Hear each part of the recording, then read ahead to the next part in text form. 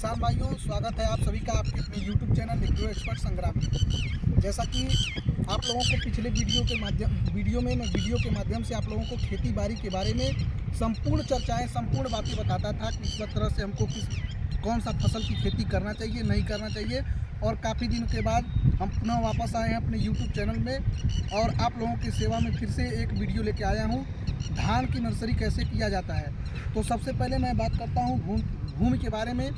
धान के नर्सरी के लिए जहाँ पे भी मैं अपने बीज की नर्सरी लगाएंगे वहाँ की मिट्टी को भुरभुरी कर लेते हैं। पानी से सिंचाई करने के बाद अपने धान के बीज को क्या है कि कम से कम 48 से 72 घंटे तक हम उसको भिगो के रखते हैं। भिगो के रखने के बाद कम से कम 12 घंटे तक उसको हम क्या है कि उसको बीज को पानी से बाहर निकाल करके रख देते हैं और किसी कपड़े से या बोरे से, जूट के बोरे से उसे हम ढक लेते हैं। और फिर बात करते हैं कि मतलब जब हम इस तरह की क्रियाएँ कर लेते हैं उसके बाद से धान को कैसे हमें खेत में बुरकाव करना चाहिए। तो धान के बीज को हम अपने खेत में ले आते हैं जहाँ पे हमें नर्सरी लगाना है। नर्सरी लगाने के लिए सबसे पहले जो हमारी भूमि होती है कि जैसे देख लीजिए यहाँ पे आपको सामने दिख रहा है कि यहाँ पे धान की नर्सरी लगी हुई है। तो इस धान की नर्सरी में तो सबसे पहले हम क्या है कि पानी से सिंचाई करते हैं। सिंचाई करने के बाद खेत के मात्रा को देख के उसमें उसके आवश्यकता अनुसार उसमें हम क्या है कि DAP NPK को डाल देते हैं। DAP NPK डालने के बाद हम उस हिसाब से उसमें माइक्रो न्यूट्रेंट भी डालते हैं। अपने भूमि के हिसाब से आधा kg 250 ग्राम, जिस तरह से हमारी खेत होती है, जितना ज़मीन होता है उस हिसाब से पर्याप्त मात्रा में उसे डाल दिया जाता है।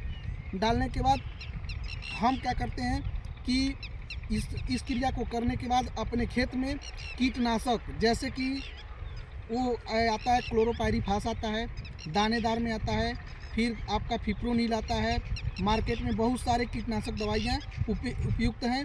आप किसी भी दुकान पे जा कर के कीटनाशक ले सकते हैं और उसको खाद के साथ मिक्स करके अपने नर्सरी में डाल सकते हैं। नर्सरी में डालने के बाद बीज का बुरकाव कर देते हैं और ये हमें बहुत ही बारीकी से ध्यान देना पड़ता है कि धान के बीज को हम अपना बुरकाव करते हैं वो धान की दूरी कम से कम 1 सेंटीमीटर पे होनी चाहिए और उससे कम रहेगा तब भी सही रहेगा। जिससे जितना ही गजीन या मतलब जितना घना हमारा वो नर्सरी रहेगा उतना ही हमारा बीज ज़्यादा नर्सरी तैयार होगा, पौधा तैयार होगा, जिससे हम आसानी से अधिक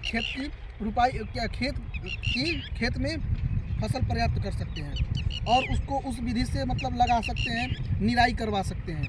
निराई करवाने के बाद और फिर इसी तरह से किया जाता है।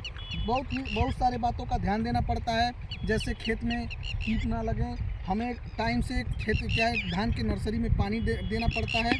कई बातों का ध्यान रखना पड़ता है जिससे कि हमारा नर्सरी अच्छे से तैयार हो जाए। कम से कम एक हफ्ते में 2 बार सिंचाई करना है क्योंकि गर्मी बहुत ज़्यादा है, टेम्परेचर भी बहुत ज़्यादा हाई हो गया है इस समय।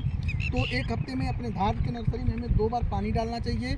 और जब भी हम अपने नर्सरी में सिंचाई करें तो यूरिया 1 kg या 500 ग्राम या 250 ग्राम अपने खेत के हिसाब से उसमें माइक्रो न्यूट्रिएंट के साथ डालें, जिससे हमारी नर्सरी बहुत अच्छा तैयार होगी। धन्यवाद। और आज के लिए बस इतना ही। फिर मिलते हैं किसी अगले वीडियो में अगले फसल के चर्चा में। तब तक के लिए जय हिंद, जय भारत।